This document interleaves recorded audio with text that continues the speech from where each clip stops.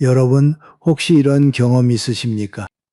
누군가 무심코 던진 말 한마디가 몇 날 며칠, 아니 몇 년이 지나도 가슴 한구석에 그대로 박혀 있는 경험 말입니다. 그 사람은 이미 잊었을 겁니다. 아마 자기가 그런 말을 했다는 것조차 기억하지 못하겠지요. 그런데 그 말을 들은 사람은 밤마다 그 말을 다시 꺼내 봅니다. 제가 아는 어느 분은 중학교 시절 선생님에게 들은 말 한마디를 60이 넘도록 잊지 못했습니다. 50년이 지났는데도 말입니다. 말이라는 건 그렇게 무섭습니다. 칼로 벤 상처는 아물지만 말로 벤 상처는 마음속에서 몇십 년을 살아 있습니다. 우리는 흔히 참는 게 이기는 거라고 배웠습니다. 그래서 누가 웃으면서 무례한 말을 툭 던져도 괜히 분위기가 어색해질까 봐 그냥 따라 웃고 넘어갑니다. 그런데 참 이상하지요. 그렇게 넘어가고 나면 상대는 고마워하기는 커녕 나를 더 만만하게 봅니다. 그리고 정작 그날 밤 잠 못 이루는 사람은 무례하게 말한 그 사람이 아니라 꾹 참고 웃어넘긴 바로 나입니다.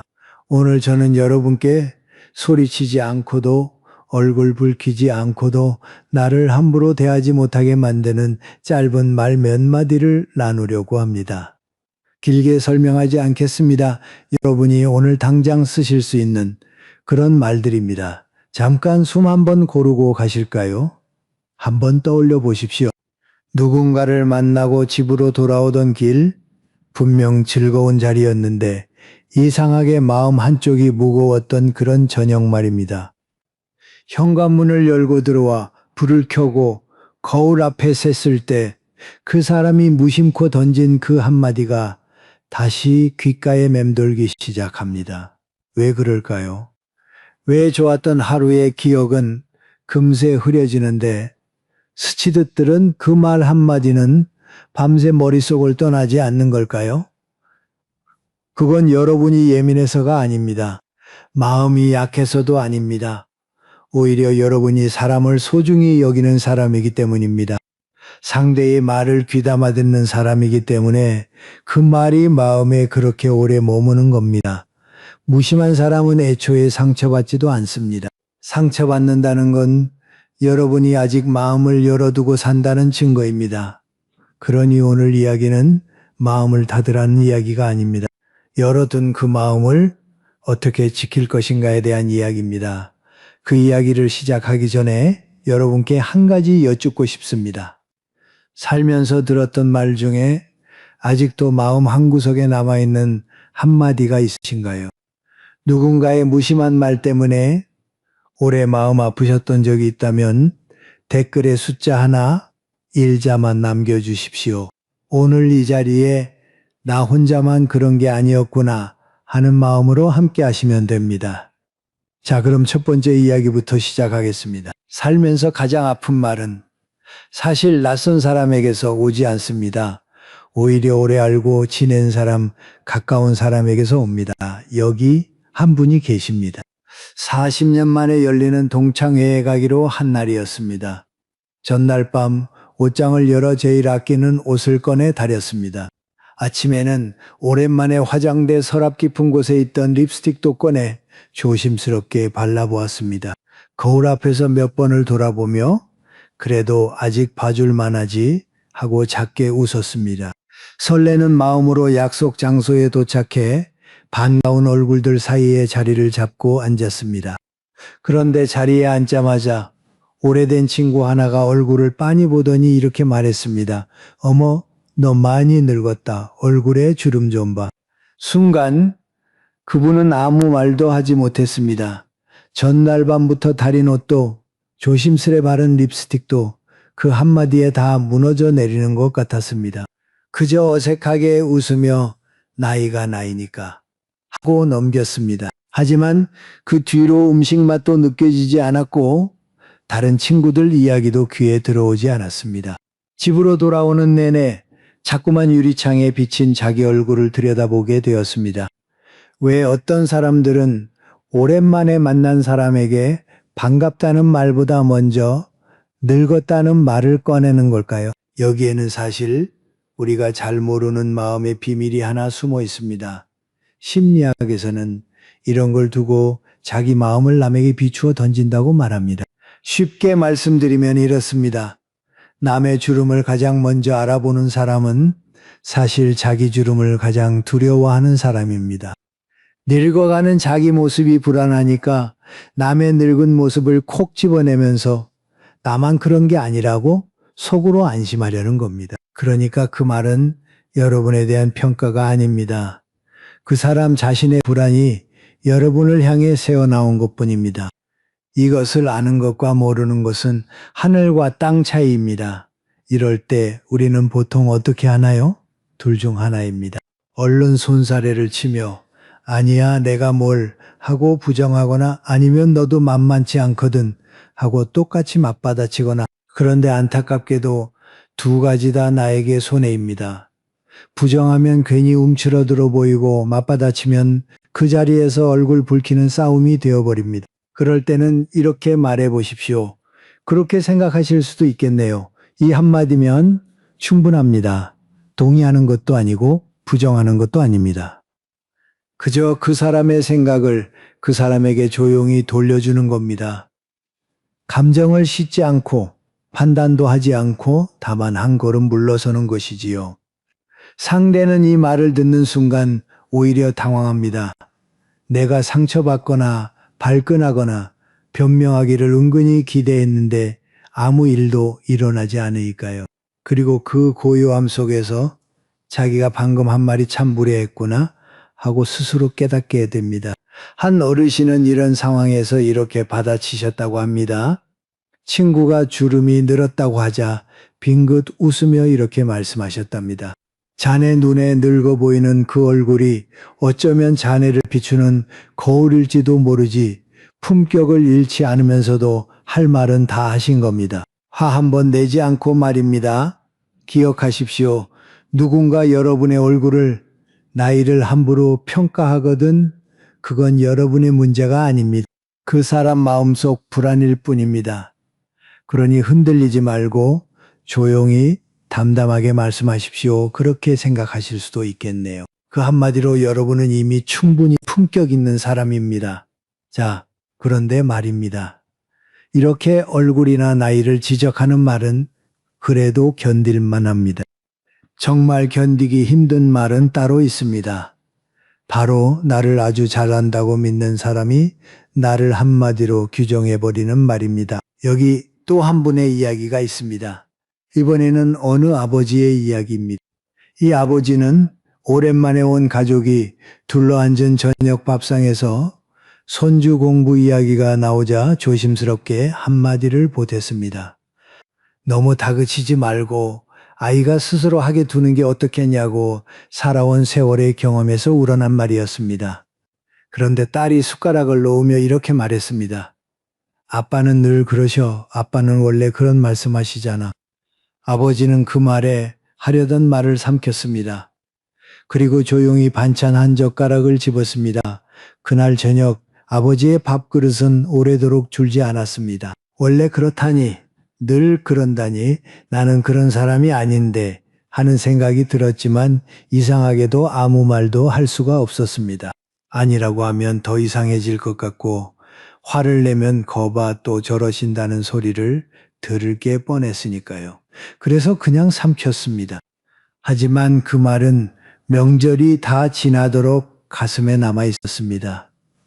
왜 우리는 가까운 사람일수록 서로를 이렇게 한마디로 단정 지어버리는 걸까요? 심리학에는 이런 현상을 가리키는 말이 있습니다. 미국의 한 심리학 연구에서는 가족 사이에서 넌 원래 그래 하는 식으로 상대에게 꼬리표를 붙이는 일을 두고 낙인 효과라고 불렀습니다. 무슨 말이냐면 한 사람에게 자꾸 같은 딱지를 붙이면 그 사람의 다른 모습은 아예 보이지 않게 된다는 겁니다. 쉽게 말씀드리겠습니다. 엄마는 원래 그래? 아빠는 늘 그러셔. 이 한마디가 나오는 순간 그 부모가 평생 보여온 다른 수백 가지 모습은 사라져 버립니다. 자식을 위해 애태우며 한 걱정도 배려해서 건넨 말도 모두 원래 그런 사람이라는 좁은 틀 안에 갇혀버립니다. 더 무서운 건 그 다음입니다. 그런 말을 자꾸 듣다 보면 정말로 그런 사람이 되어 간다는 겁니다. 뭐를 해도 또 저러신다는 소리를 들을 것 같으니까 아예 입을 닫아버리게 됩니다. 하고 싶은 말이 있어도 삼키고 주고 싶은 사랑이 있어도 감춥니다. 그렇게 관계는 조금씩 조금씩 멀어져 갑니다. 이 대목에서 저도 잠시 말을 멈추게 됩니다. 괜찮습니다. 천천히 가겠습니다. 이럴 때는 이렇게 말해 보십시오. 아주 짧습니다. 제가 그렇게 보였나요? 이 한마디면 됩니다. 반박하는 것도 아니고 서운함을 쏟아내는 것도 아닙니다. 그저 조용히 질문 하나를 건네는 겁니다. 그런데 이 질문이 상대의 마음에 작은 파문을 일으킵니다. 아빠는 늘 그러셔 하고 말한 딸에게 아버지가 잔잔하게 내가 그렇게 보였니? 하고 되물으면 어떻게 될까요? 딸은 순간 멈칫합니다.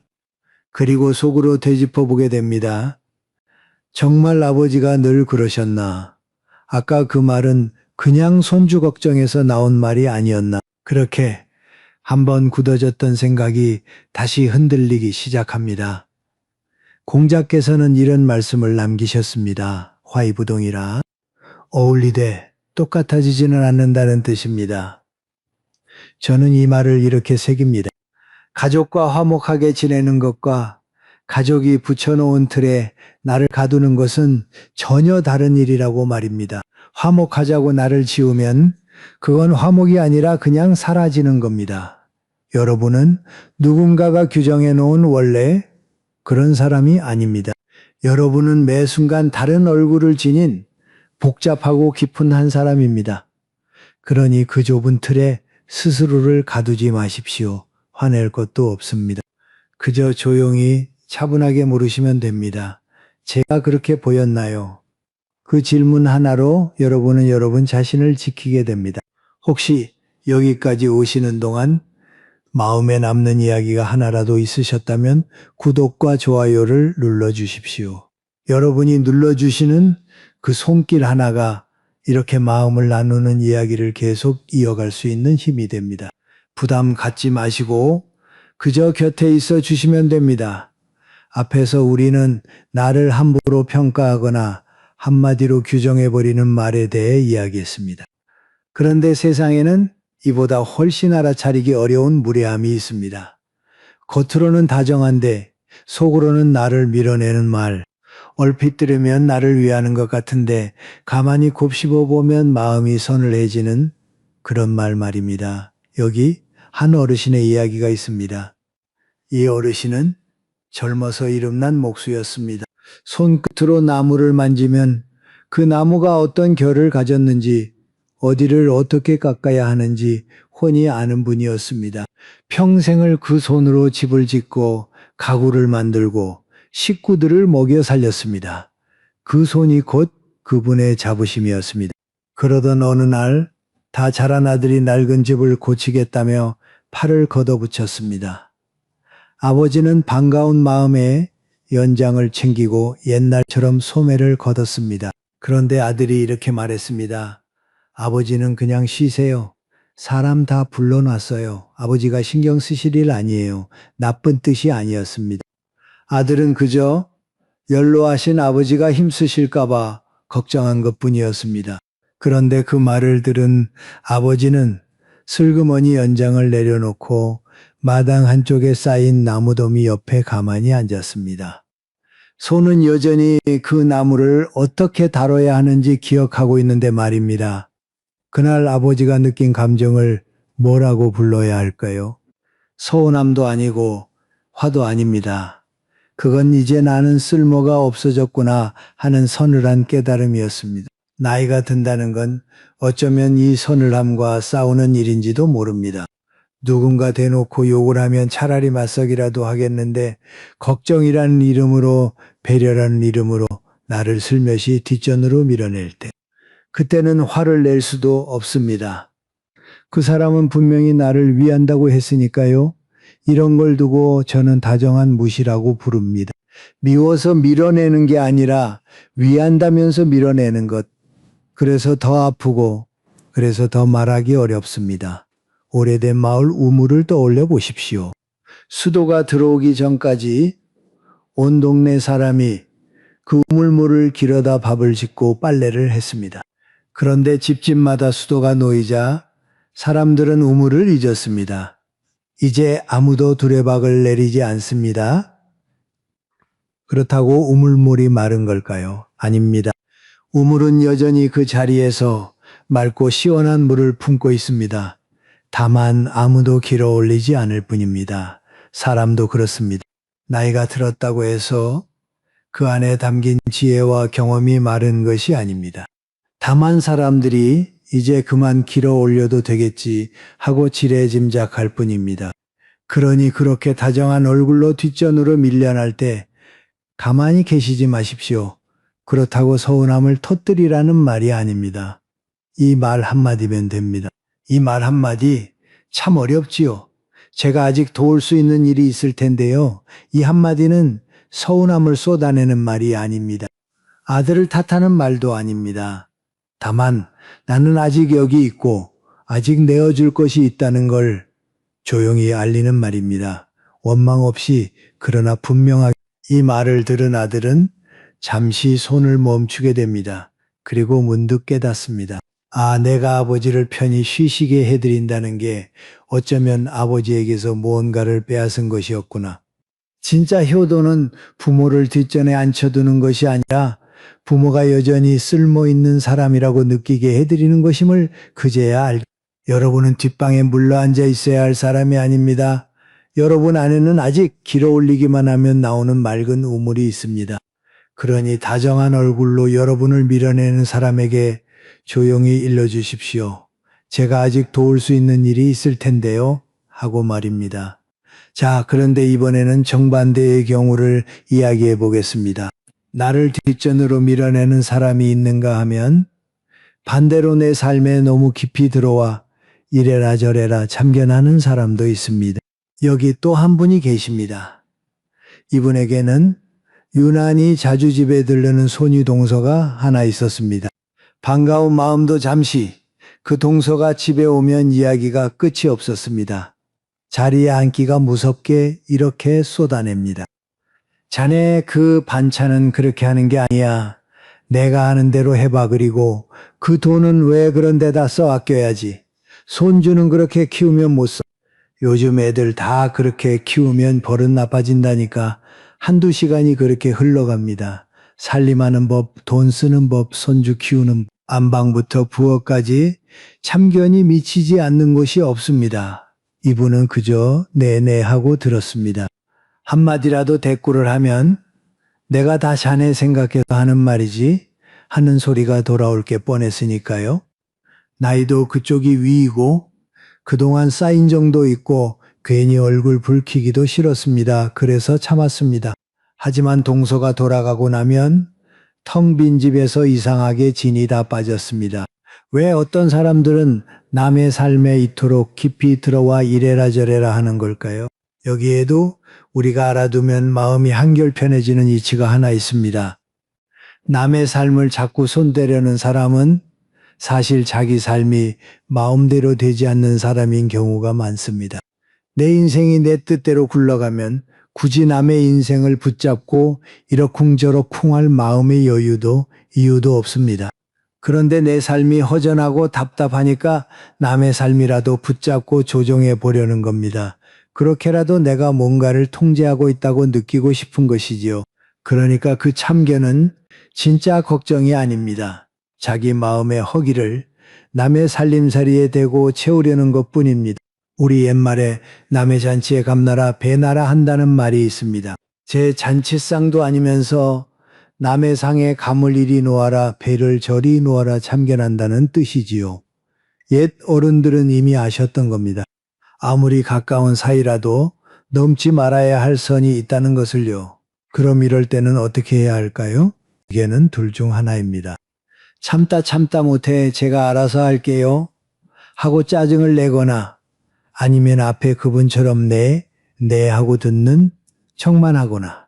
그런데 짜증을 내면 관계가 상하고 듣는 척만 하면 참견은 영영 끝나지 않습니다. 그럴 때는 이렇게 말해 보십시오. 그 말씀은 제가 소화하기 어렵네요. 이 한마디면 됩니다.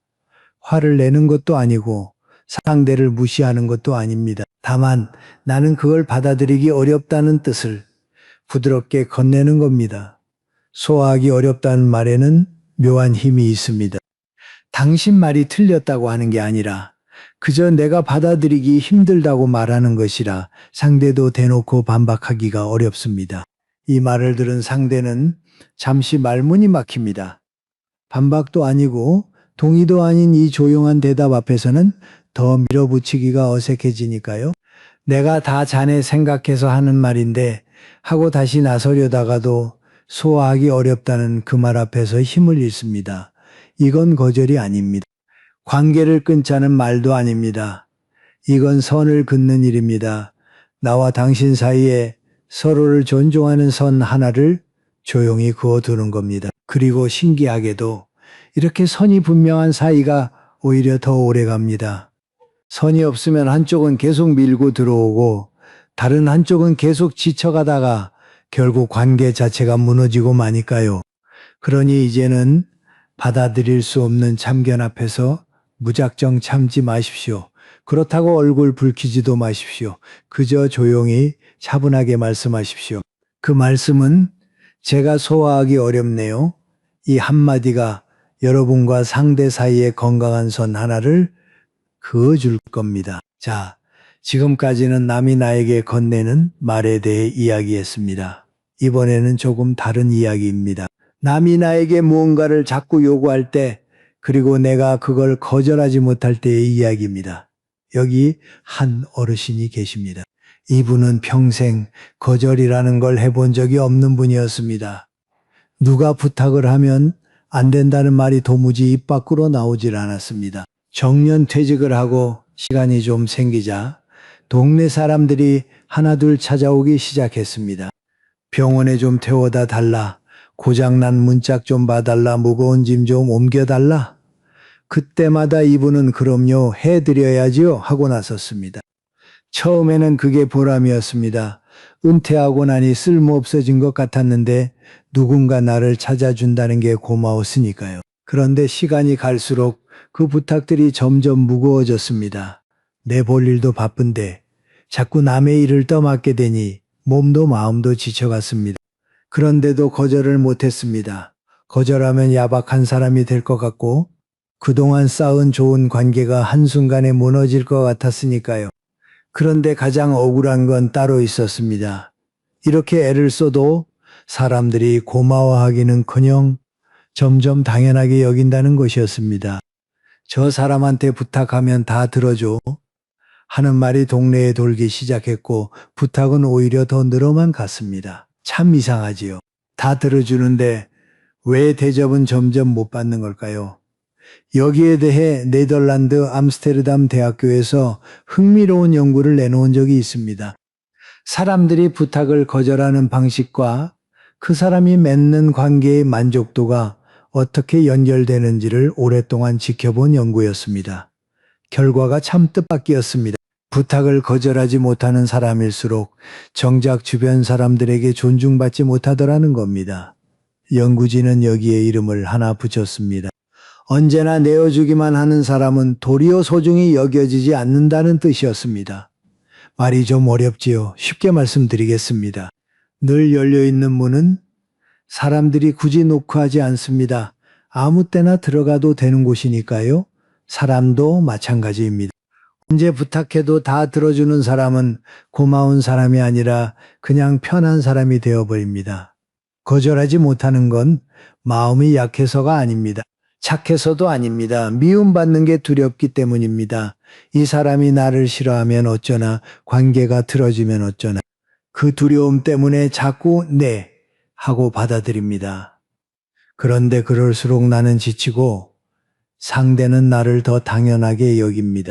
그리고 그렇게 억지로 쌓인 마음은 언젠가 반드시 한꺼번에 터지고 맙니다. 그럼 어떻게 해야 할까요? 여기 아주 쉬운 방법이 하나 있습니다.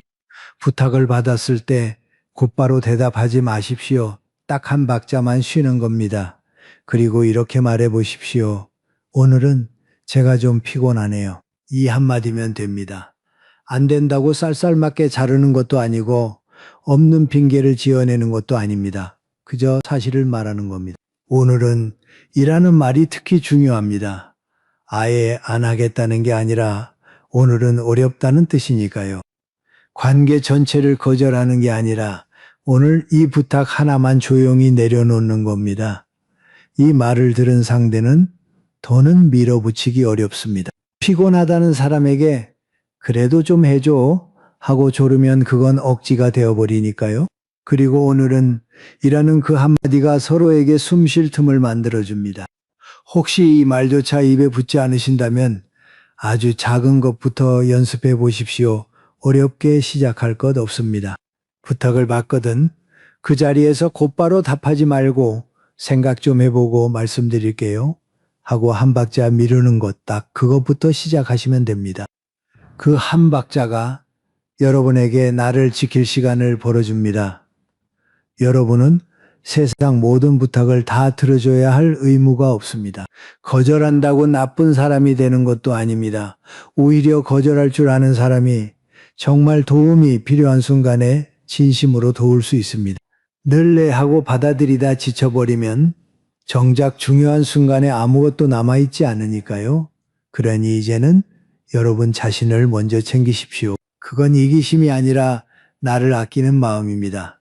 자, 이제 마지막 이야기입니다. 그리고 어쩌면 가장 하기 어려운 이야기이기도 합니다.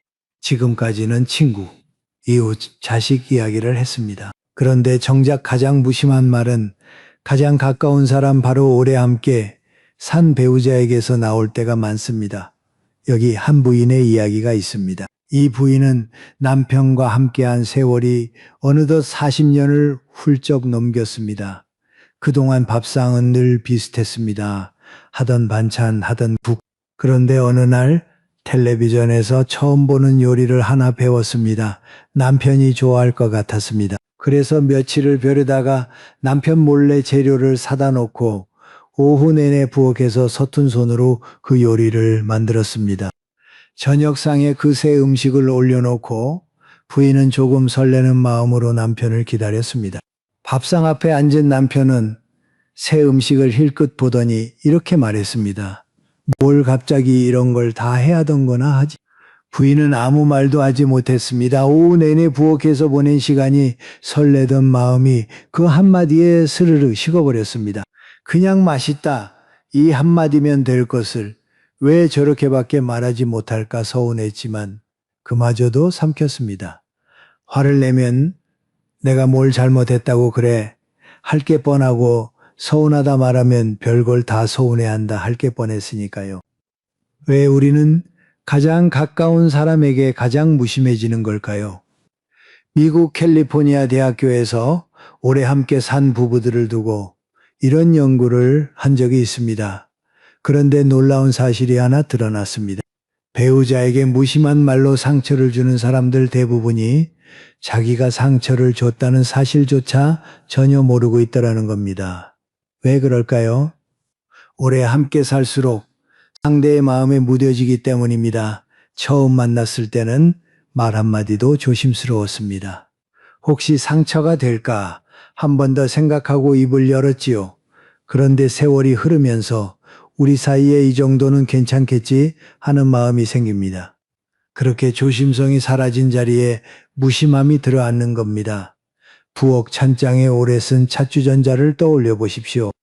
수십 년을 매일 쓰다 보면 어느 순간 그게 거기 있다는 것조차 잊게 됩니다. 너무 익숙해서 소중한 줄을 모릅니다.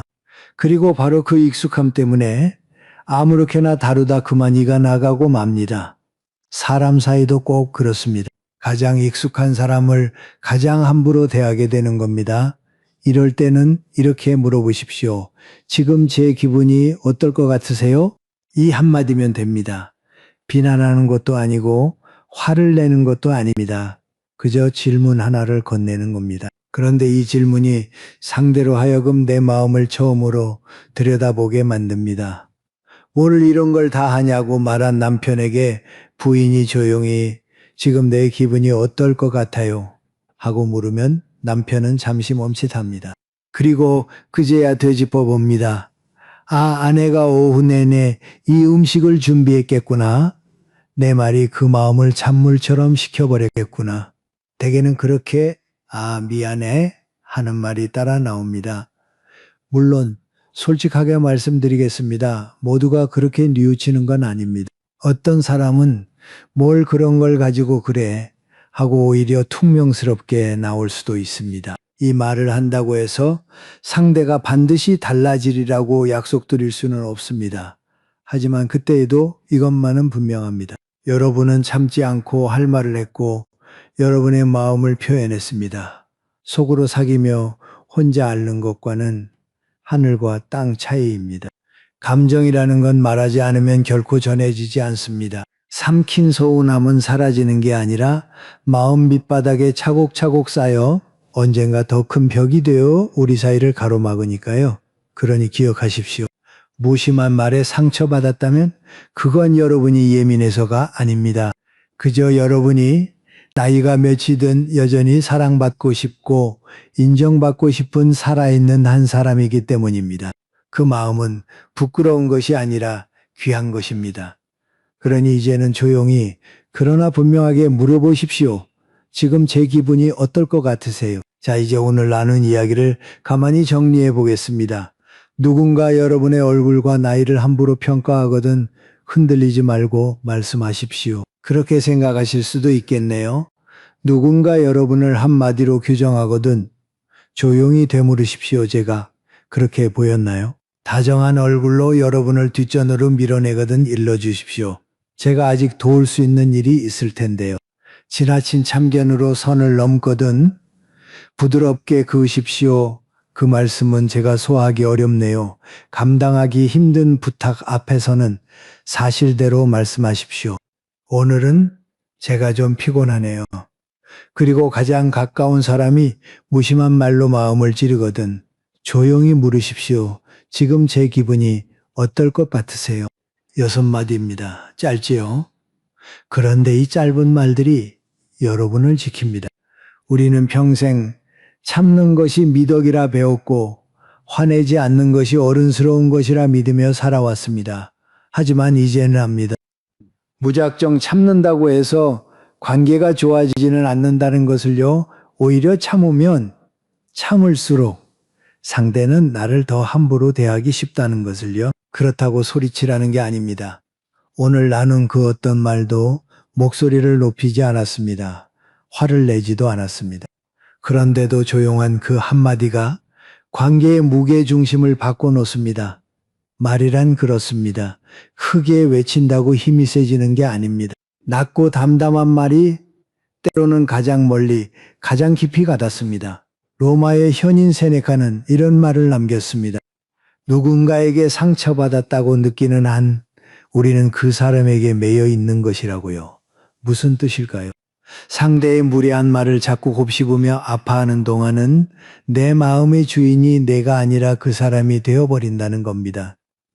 오늘 배운 이 짧은 말들은 바로 그 마음의 주인 자리를 다시 여러분에게 돌려드리기 위한 것입니다. 이 이야기를 들으시며 문득 떠오른 얼굴이 있으실 겁니다. 마음속에 오래 남아있던 그 한마디도 함께 떠오르셨겠지요. 괜찮으시다면 그 이야기를 댓글에 조용히 남겨주시겠어요? 누가 이런 말을 해서 참 서운했다고, 그때 나는 아무 말도 못했다고 그렇게 털어놓으시면 됩니다. 여기에는 그 마음을 나무랄 사람이 아무도 없습니다.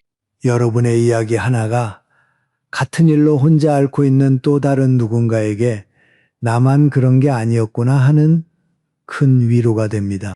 그리고 혹시 주위에 무례한 말 한마디에 밤잠 설치시는 벗이 계시거든 오늘 이 이야기를 살며시 전해주십시오. 함께 나이 들어가는 사람끼리 이런 지혜 하나를 나누는 것만큼 든든한 일도 없으니까요. 이제 이야기를 맺겠습니다. 나이가 들수록 곁에 남는 사람은 점점 줄어듭니다.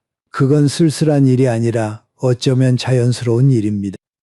많은 사람을 만나는 것보다 좋은 사람을 만나는 것이 더 중요해지는 때가 온 것이니까요. 여러분을 존중하는 사람, 여러분의 말에 귀 기울이는 사람, 이제 여러분 마음의 자리는 그런 사람들을 위해 비워 두십시오. 여러분을 함부로 대하는 사람에게까지 그 귀한 자리를 내어줄 필요는 없습니다. 60년, 70년. 여러분은 그 긴 세월을 참 애쓰며 걸어오셨습니다. 남을 배려하느라 내 마음은 늘 뒷전에 두면서 말입니다. 그러니 이제는 여러분 자신을 먼저 생각하셔도 괜찮습니다. 그건 이기적인 게 아닙니다. 평생 미뤄두었던 나를 아끼는 마음을 이제야 조금 돌려주는 것뿐입니다. 앞으로 누군가 또 여러분에게 무리한 말을 던지거든 오늘 나눈 그 한마디를 조용히 떠올리십시오. 그리고 흔들림 없이 담담하게 그 말을 건네십시오. 바로 그 순간 여러분은 여러분 자신을 지키는 겁니다.